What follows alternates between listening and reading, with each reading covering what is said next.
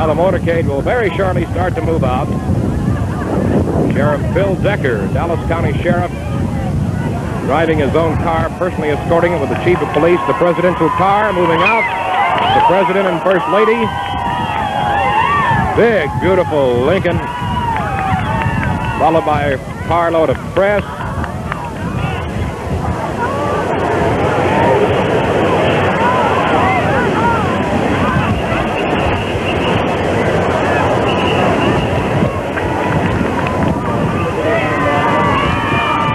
Secret Service men, the car behind. Then comes the Vice President and Mrs. Johnson, Senator Yarborough. Now people over in this area are getting a chance to see the President. That motorcade will swing way around, go by the Continental Airlines maintenance hangar, head out for downtown Dallas, where thousands should already be on the street right now, waiting for a view of the President and his wife. Dallas police out here in force today, doing a beautiful job of handling the crowd, along with a contingent of Texas Rangers.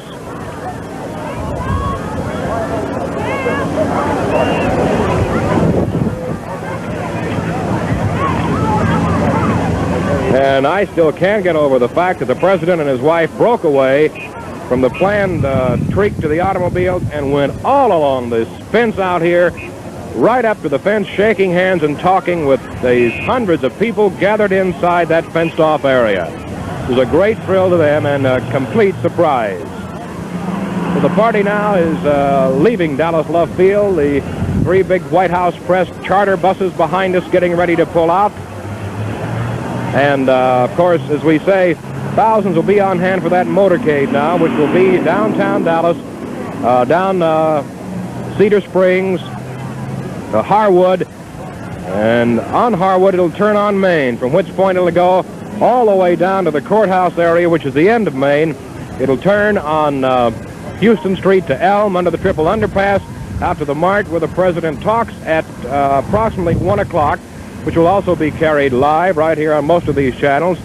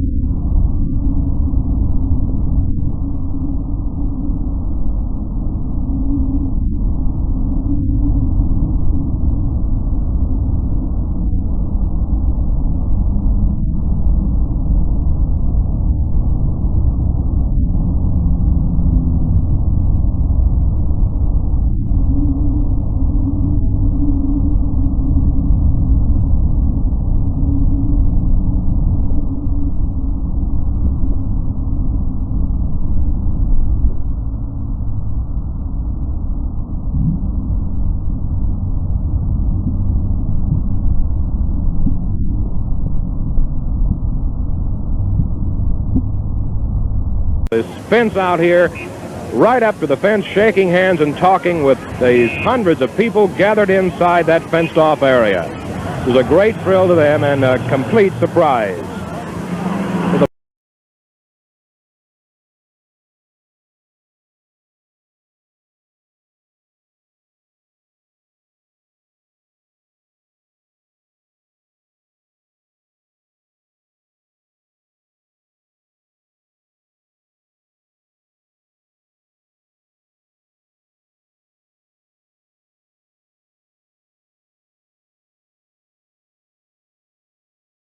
Tonight we dip back into our archives as we remember. Tonight we dip back into our archives as we remember.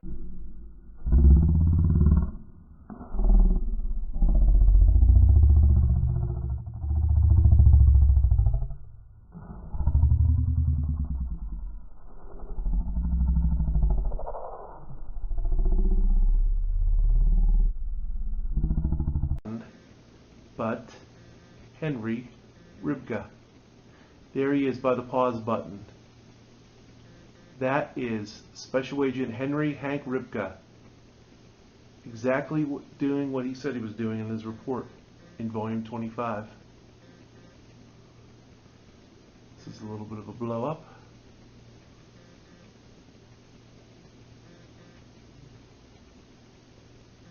There he is. Henry Hank Ribka.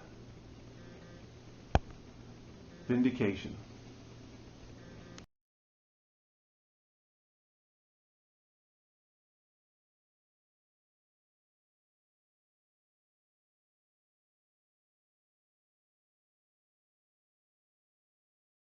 Did it get the important stuff? Yes, I think so. Okay, what do you think, Mr.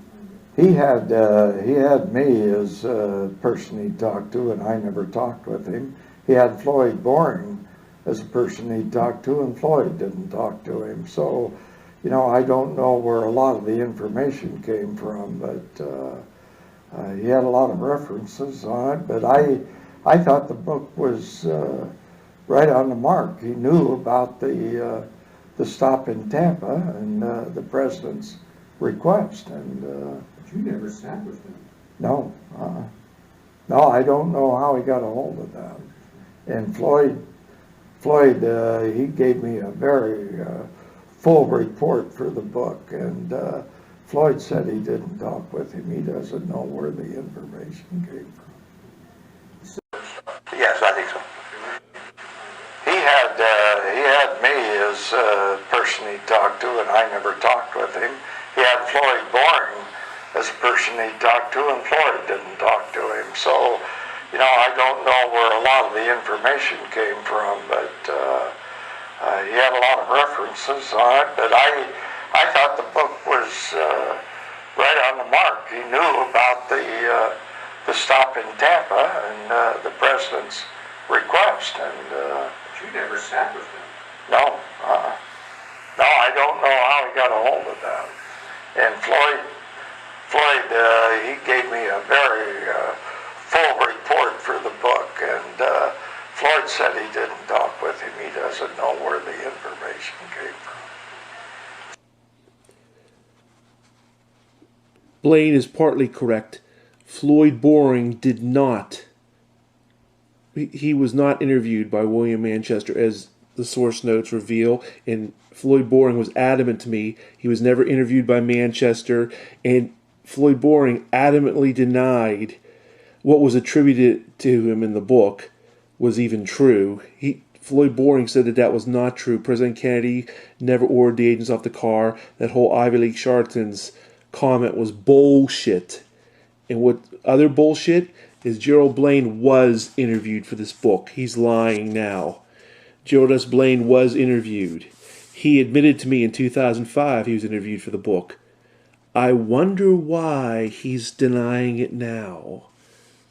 Could it be because he is the originator of the JFK ordered us off the back of the car Ivy League charlatans bullshit?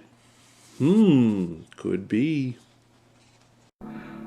I think I'm going to have them ride on the back end of the president's car, because we just don't have the manpower to do anything else but that. All of a sudden I hear over the radio, the president wants the Ivy League charlatans to fall back to the follow-up car.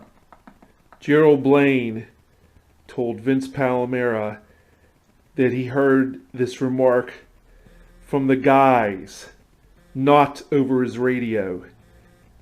He told Vince Palomera that President Kennedy never interfered with their actions at all. Floyd Boring, the agent you see in the passenger seat of the limousine next to the driver Bill Greer, that's Floyd Boring, he was Assistant Special Agent in charge. He told Vince Palomera that this was not true, JFK was a very nice man, never interfered with their actions at all. He never ordered them off the back of the car. I specifically asked him about the Ivy League charlatans remark. It's in William Manchester's book.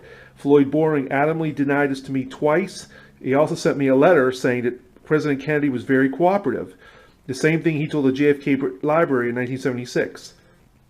Don Lawton, the agent you're seeing about to get on the back of the car there, told me that, who knows, you can hindsight yourself to death. If they would have left guys in the back of the car,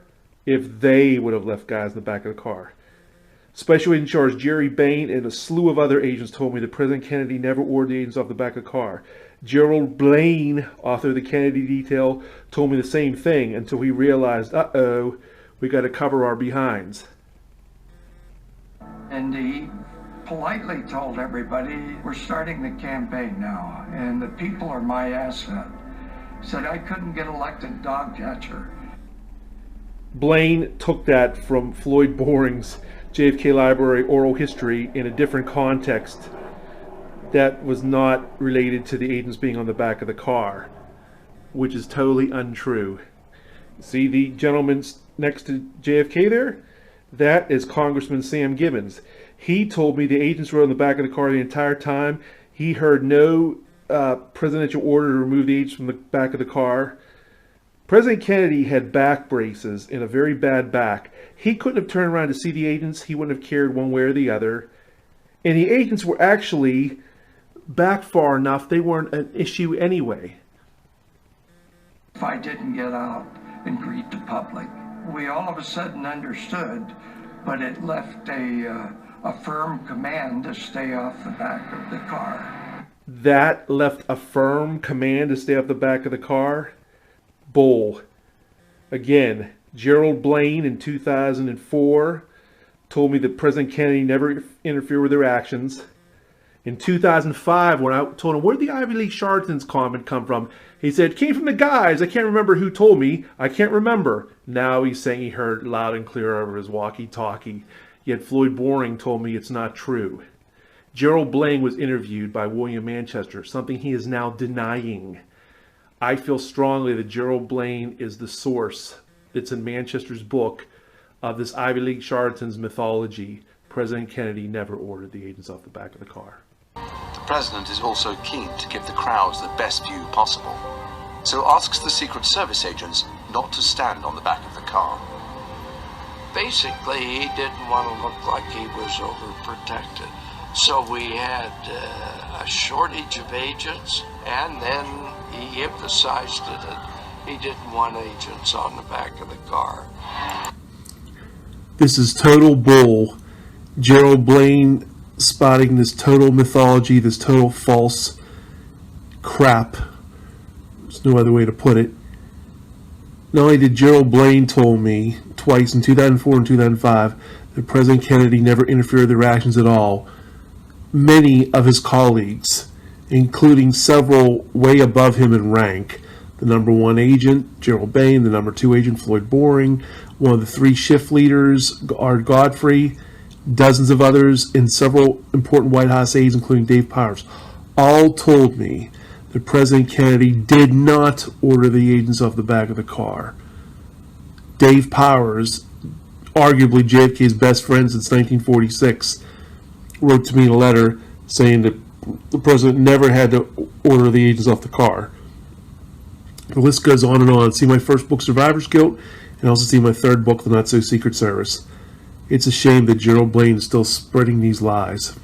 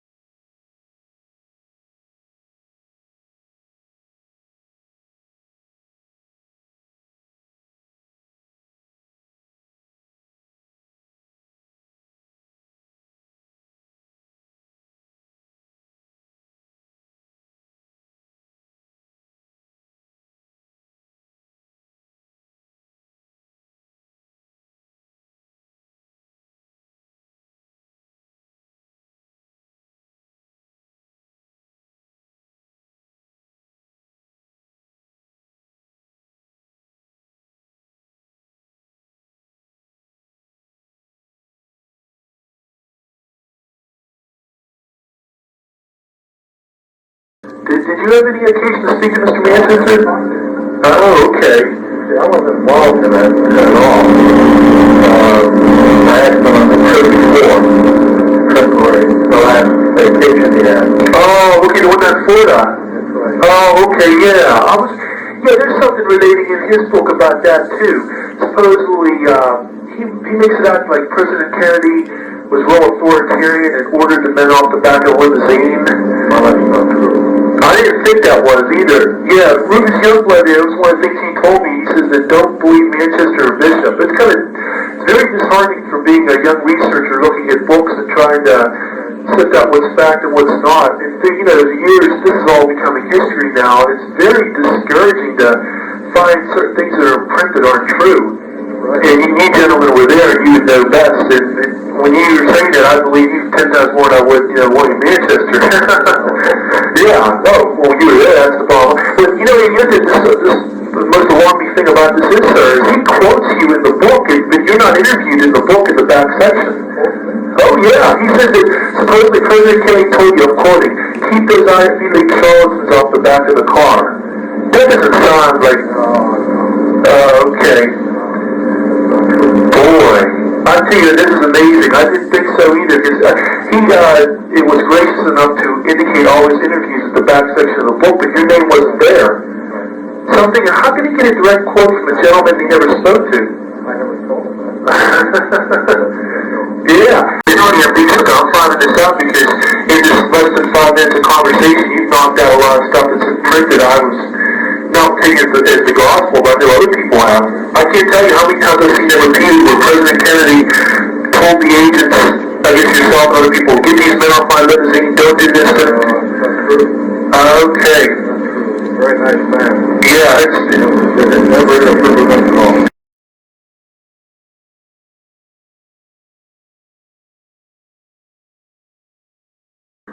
One of the other things I found out interestingly enough is there's no truth to this thing about supposedly Kennedy ordered the agents off the back of the limousine. No, he had nothing to do with that. I figured that because you know what? William Manchester makes the claim that Floyd Boring was ordered by Kennedy, and I'm quoting what it says in the book, it says, keep those Ivy League charlatans off the back of my car. That is false. Yes, I found that out, and I talked to William Manchester, who lives in Connecticut, about that, and he got real defensive with me. He says, all those notes are under seal, and I'm not allowing anyone, especially yourself, to look at these rules. Who was this you were talking to? William Manchester. Oh, okay, I talked to William Manchester. He called me on the book.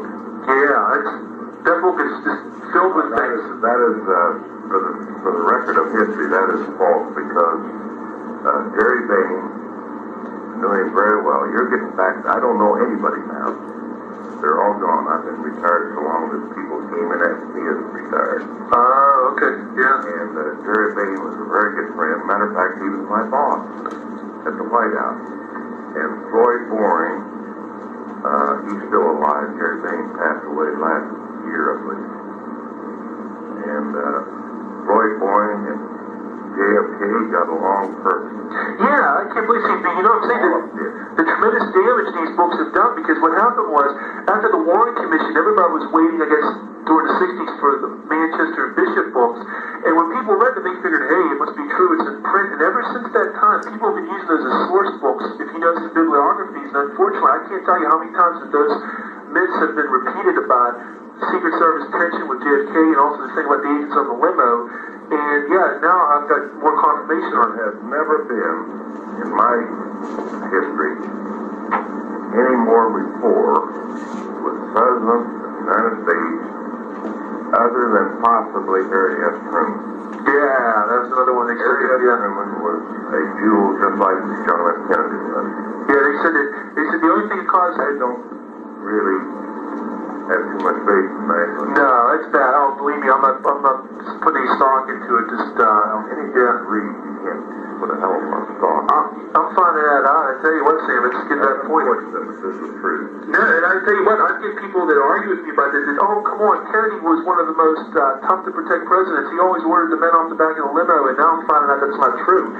You know, because they say they make a big play about supposedly Ford. Kennedy was one of the easiest ones to ever protect, and this is why most I would say 99% of the agents, and I'd even like to go 100, but I like to leave leeway, like the lefty. Leave room for a higher score. Right. He was one of the best presidents ever to control. Oh, okay. He trusted every one of them. Boy, I think this is amazing. That I guess William Manchester got away with this at the time because he was such a highly touted journalist, and he had sort of that Kennedy authorization to do this book, and it just escalated from there. Exactly. Yes. With us is Vince Palomara, Secret Service expert and author, Honest Answers about the murder of President John F. Kennedy. A new look at the JFK assassination coming in March 2021. Vince, you have broken major parts of what happened around the Kennedy assassination. I spoke to the head of the White House detail, Gerald Bain. I asked him, I've read these books, and supposedly President Kennedy ordered the agents off the back of the car. And he cut me off because I don't remember Kennedy ever saying anything about not having agents on the back of the car. If you look at the newsreels, you'll see agents on there from time to time. I was floored, and I just couldn't believe this is the head of the White House detail. This wasn't just some buck private. Yeah, definitely. Take the one from Kennedy and say that he didn't want anybody on the back of the car. Yeah, definitely. Take the one from Kennedy and say that he didn't want anybody on the back of the car. Kennedy and say that he didn't want anybody on the back of the car. See, that's exactly what I was saying. The one more.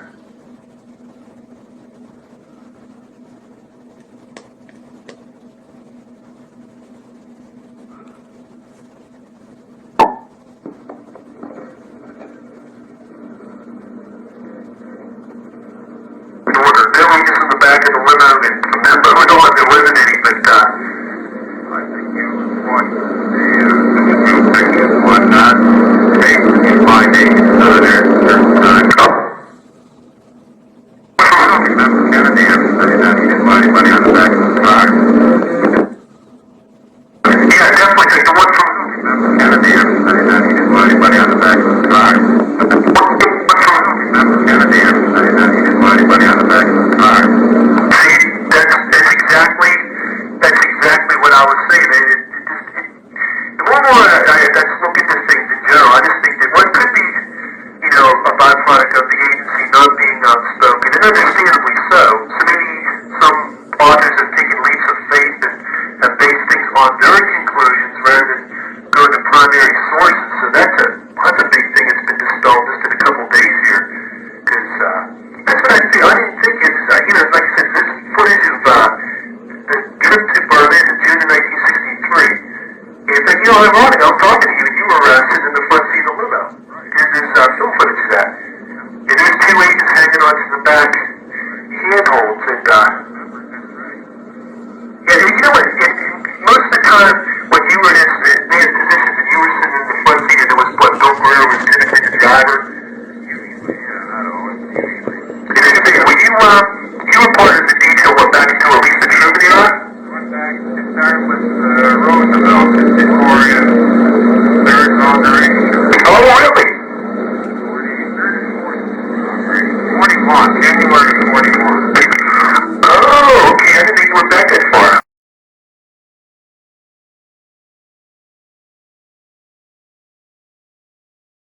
Well, I know that, but you're still, who knows if there's a left guy on the back of the car. So you never know. You're second guessing. You can hindsight yourself to death. You know what I mean? Well, I know that, but you're still, you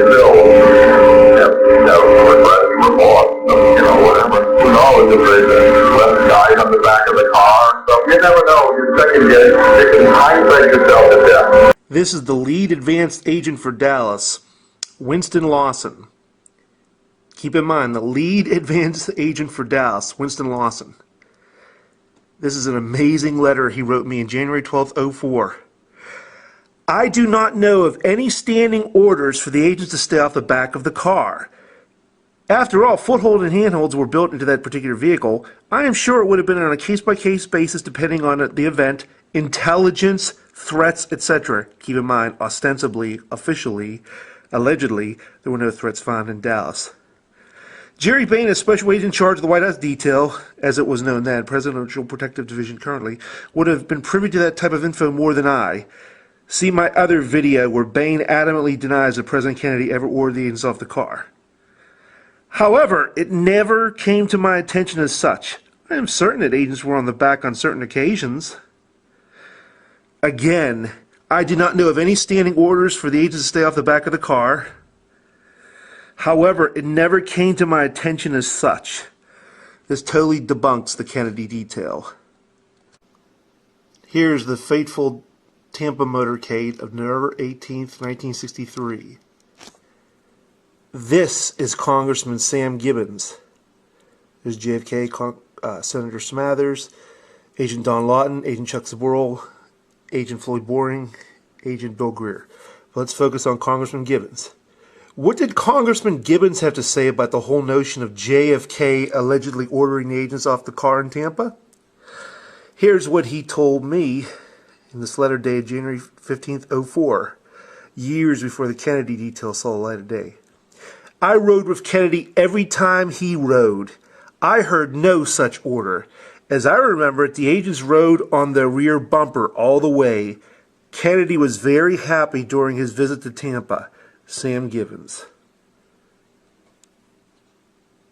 This is an amazing letter from Dave Powers, arguably JFK's best friend for years and the former curator of the JFK Library. September 10th, 1993. Okay.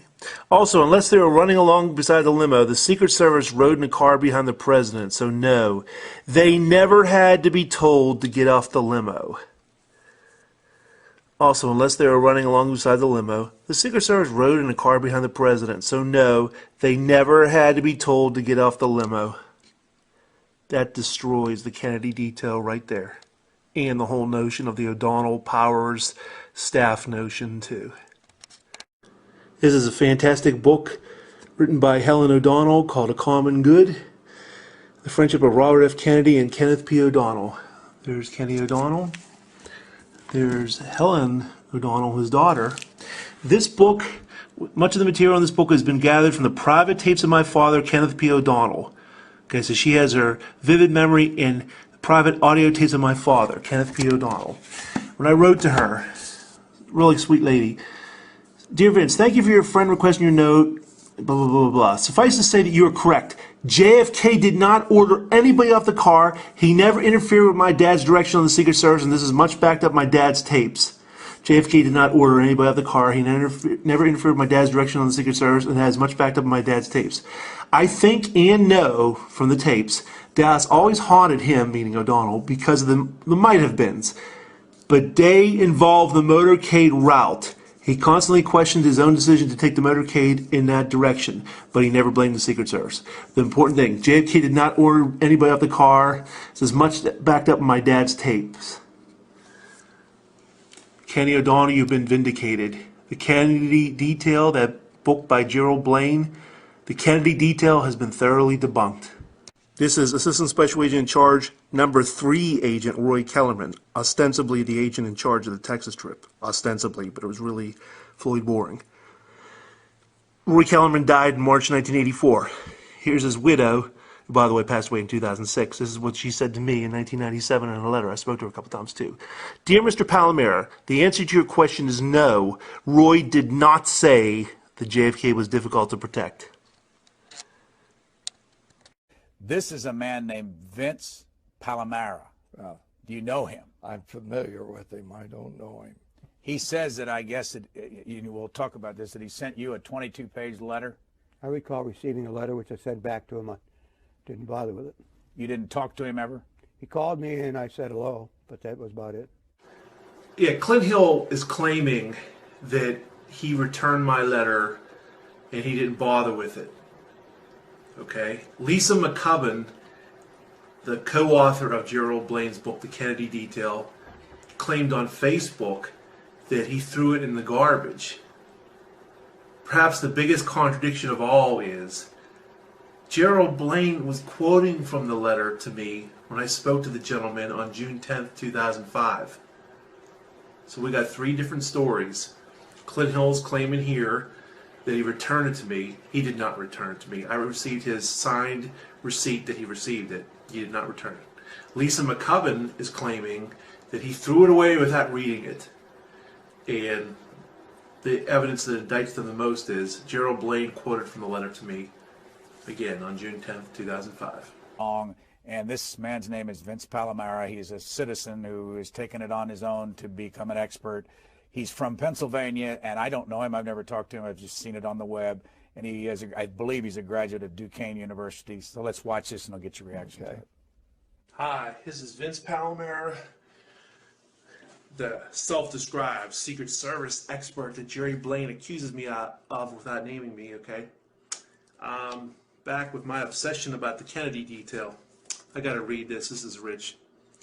Page 287. This is what Blaine's claiming Raleigh said. Raleigh turned to Jerry Blaine. And Jerry, since you were in the lead car, did you ever hear this over your radio as well? Yes, sir, I did. I heard exactly what Floyd just told you. The thing about this is the whole thing about the Ivy League charlatans thing. Jerry Blaine told me the Ivy League charlatans thing came from the guys. I can't remember who said it.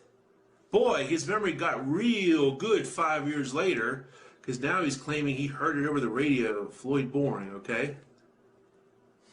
Just unbelievable. It's just amazing to me, you know?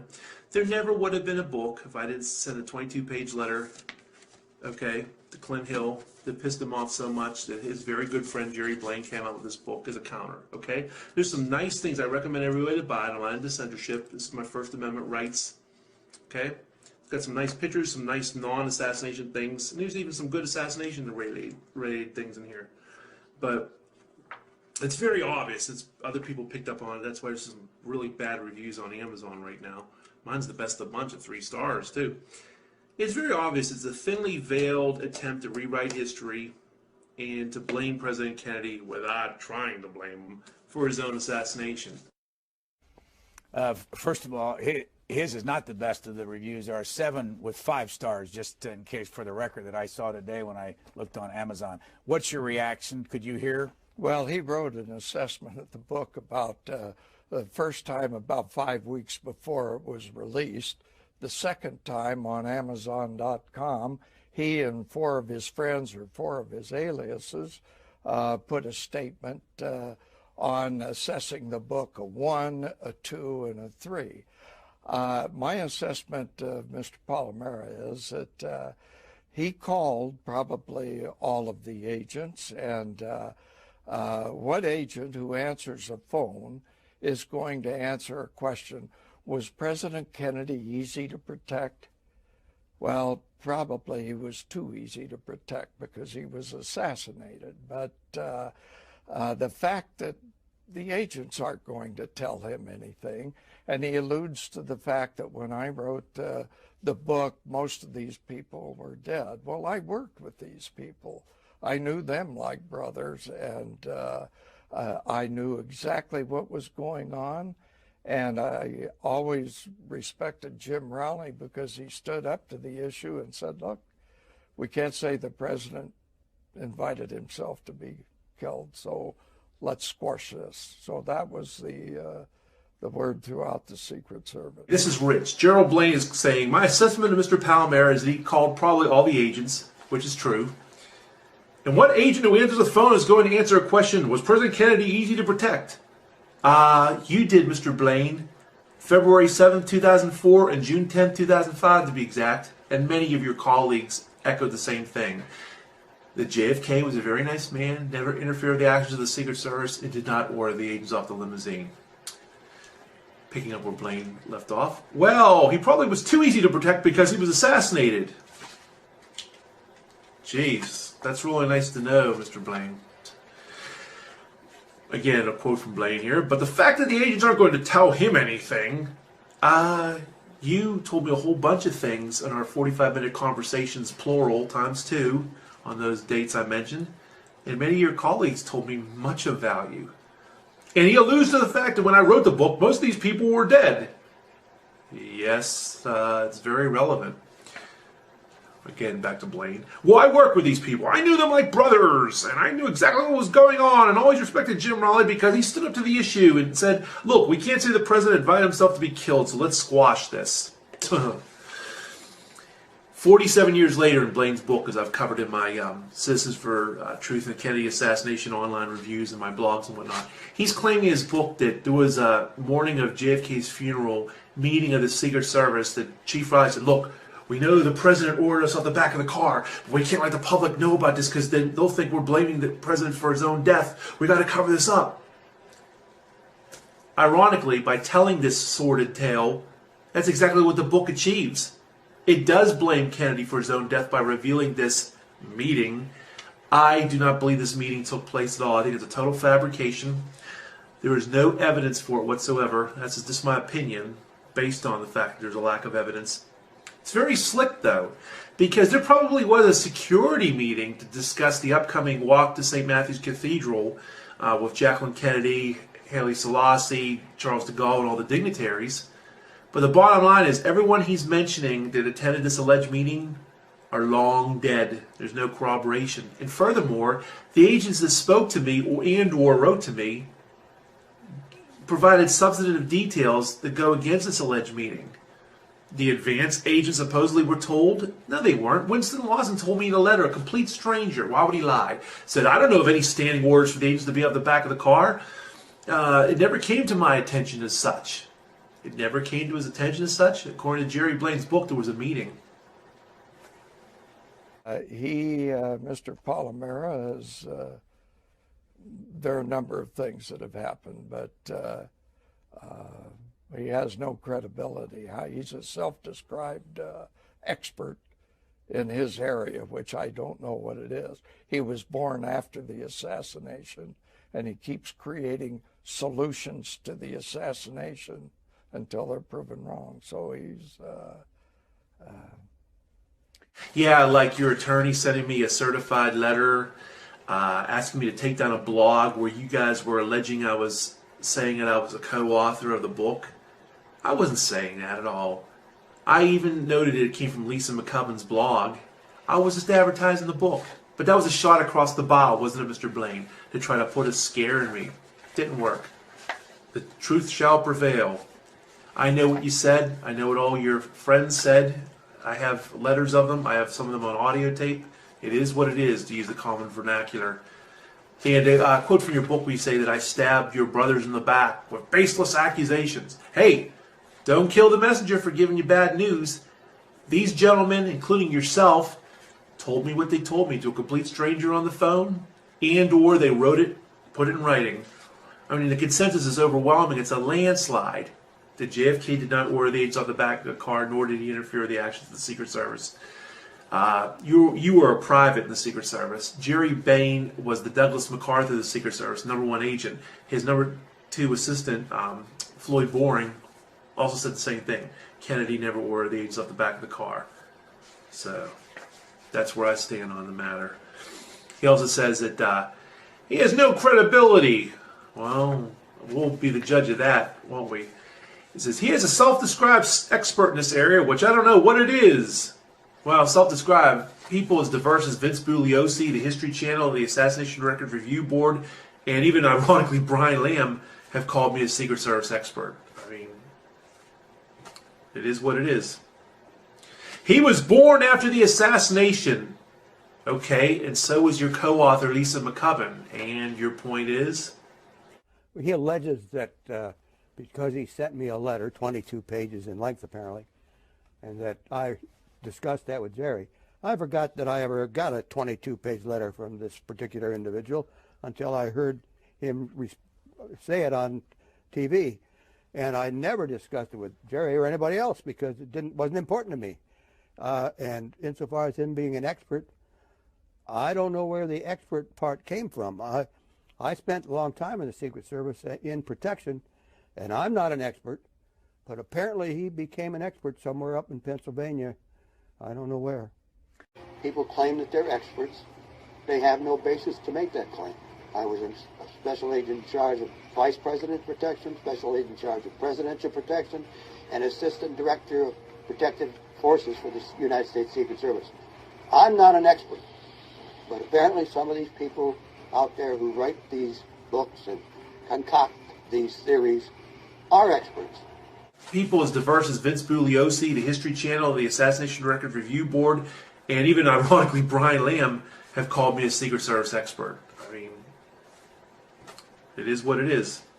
The fellow we talked about in the last interview, Vince Palomara, you've seen his letter? No, he's been critical of... Well, I'll accept his Are endorsement. you worried that he's being... Well, maybe he has some secret agenda, I don't know. The most painful theories point fingers at the agents themselves. I read where Pontius was part of it because he disappeared after Houston.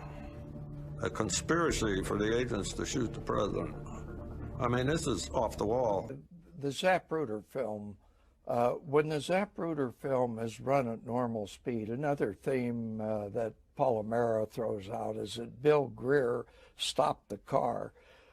When it's run at its normal speed, you'll notice the car absolutely does not stop at all. This happened in less than 6 seconds after the president was hit in the throat and moving along. Then all of a sudden everybody broke down the Zapruder film to frame by frame, to slowed it down, and they created a myth to almost every frame of what was going on. And you'll notice too that when Mrs. Kennedy comes over after the first shot, she is directly in front of the president's face. And people have accused Bill Greer of pulling a gun out and shooting the president. He'd have had to shoot through the Conleys, and he'd have had to shoot Mrs. Kennedy. And the same thing holds for anybody on the grassy knoll. Had they fired, they'd have probably injured Mrs. Kennedy in it too. These are the myths that come about. People create a myth or a theory, but they forget all the other facts that are going on. Okay, Jerry Blaine saying, when the Zapruder film was running normal speed, another theme that Palomara throws out is that Bill Greer stopped the car. When it's running normal speed, you will notice the car absolutely does not stop at all. Well, a couple things I have to say about that. Close to 60 witnesses, including 7 Secret Service agents and Jacqueline Kennedy, said the car either slowed down or stopped. Don't kill the messenger for giving the bad news. All these men and women said what they said, wrote what they wrote.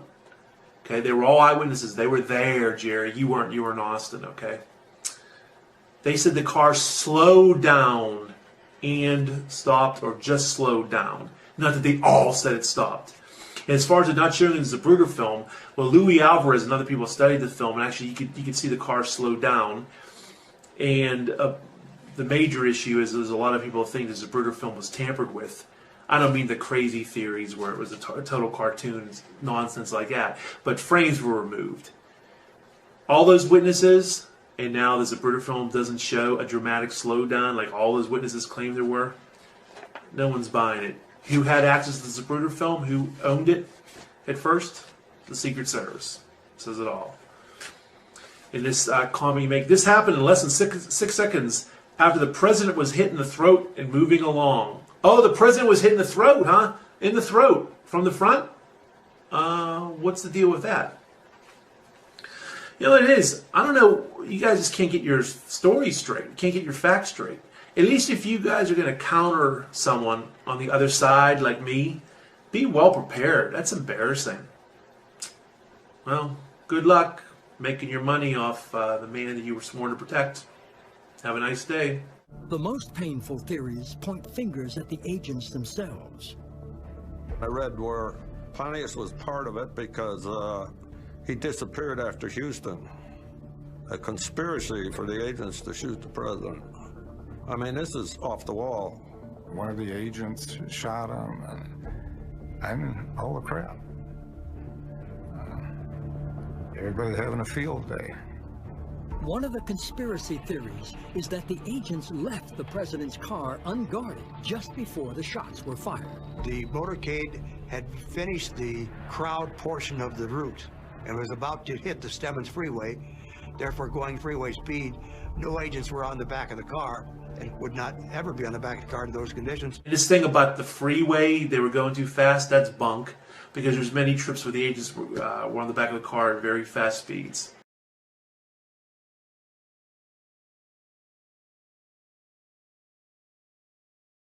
Well, he can tell you what he wants done, and he can tell you certain things, but that doesn't mean you have to do it. And what we used to do was always agree with the president, and then we do what we thought was best anyway.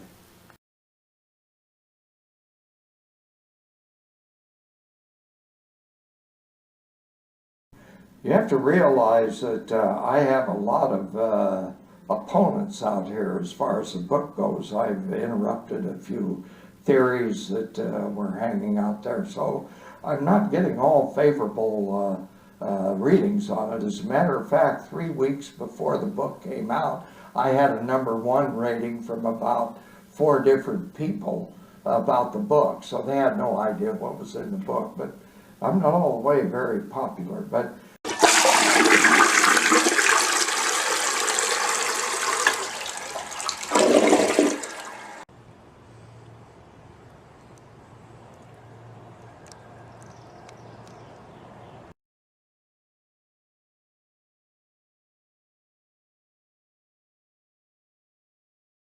I think what helps more than anything is to let the people know from the agent's perspective. And we realized that we weren't violating the Secret Service code. We were violating our fellow agents who had passed on, and that's what we wanted to bring out.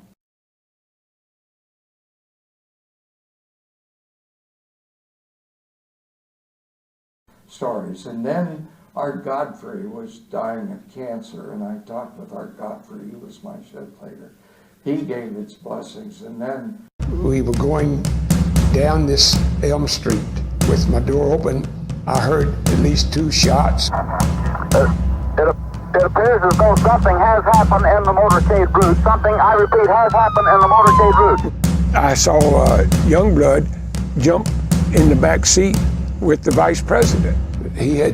It turned out he had jumped on the vice president and pushed him down to the seat and floorboard as much as he could to, get him below the level of the car so that he'd be more protected. Of course, I'd already heard the 3rd shot, and when I first looked out to the right, I saw people dropping to the ground up on this grassy knoll there, and the sound came from the right, and I just assumed that that's where the shooting was taking place from that location. Leapt into history that day, but he could not get there fast enough. When I got up on the car, Mrs. Kennedy then came up on the trunk. I got a hold of her and put her in the back seat. When I did that, he fell into her lap, but the right side of his face was up. I could see his eyes were fixed. I could see into the skull. There was a hole in his skull, and you could see that part of the brain was gone. It wasn't even there. So I just turned and gave a thumbs down to the follow-up car crew because I thought it was a fatal wound. He was dead. Agent Lawson would climb into this white unmarked police car for the trip through Dallas. Presidential limousine followed the car I was in.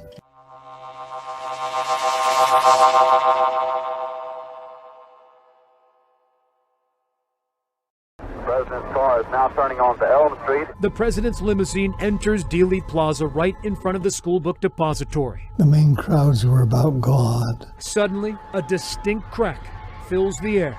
It was rifle shots, yes. It appears as though something has happened in the motorcade route. Something, I repeat, has happened in the motorcade route. I jumped out of the car and went back to his car.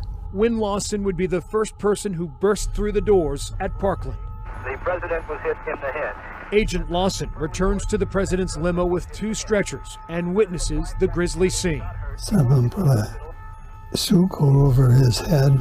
Wynn helps lift the gravely wounded president out of the back seat. And then we were able to get him out, put him on a gurney. Wynn stands shoulder to shoulder with the First Lady as they watch doctors and nurses try frantically to save her 46-year-old husband's life in Trauma Room 1. He really didn't do an awful lot. There was an awful lot they could do. This part of his head right here. This part of his head right here.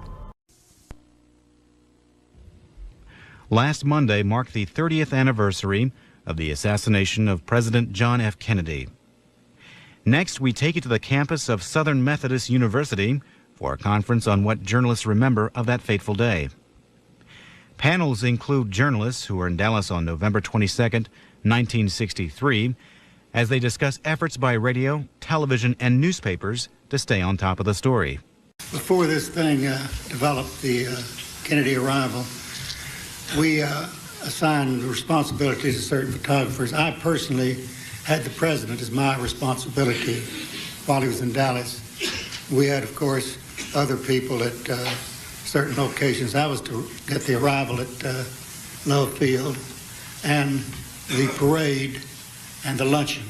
Those were my responsibility. And it is important that the president's pictures were my responsibility. So at Love, everything went fine up to the point that the whole day became great frustration for a photographic person. First thing, parades were usually handled with a flatbed truck for pool and certain selected photographic personnel to ride in front of the presidential car on presidential parades. That was canceled at the last minute. We were put in Chevrolet convertibles to ride several cars back. I think we were about 6 cars, Bob Jackson and I, and a couple of other boys were in this parade. And that put us totally out of the picture. It's scattered. I think you were one of the people who was somewhat annoyed in the position that the press car was put in so far in the back.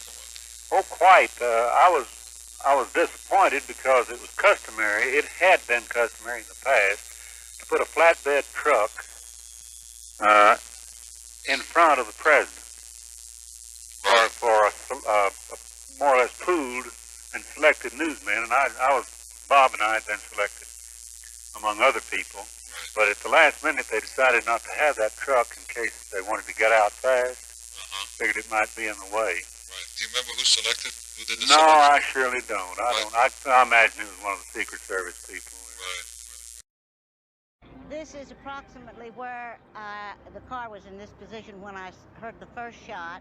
And when I heard the first shot fired, I turned to my left and looked up at the building. I knew it came from over my head and from that building.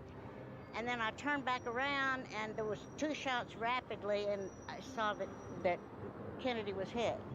And there was more time between the first and second shot? Oh, yes. The first shot, and there was a pause, and then there was bam, bam. Make a decision with, and I saw the president grab his neck. And then by that time, there was 2 falling shots, just like a pow, pow. There was 2 falling shots, just like a pow, pow. You hear all the stories about how many shots there were. Bang, bang, bang. And the bang, bang, bang. And the bang, bang, bang. And the bang, bang, bang. Mr. Barrows, how many shots did you hear? There were 3 shots, and these were spaced with 1 shot, then a pause, and then 2 shots in very close order, such as perhaps... Barrows, how many shots did you hear? There were 3 shots, and these were spaced with 1 shot, then a pause, and then 2 shots in very close order, such as perhaps... almost on top of each other, while there was some pause between the first and the second shots. Did you tell that to the Dallas police? Yes, I told this to the police, and then also told it to the FBI, and also I had a discussion 2 or 3 days later with them concerning this, and they made no comment other than the fact that when I stated I felt like the second and third shots could not have been fired from the same rifle, they reminded me that I wasn't an expert, and I had to agree.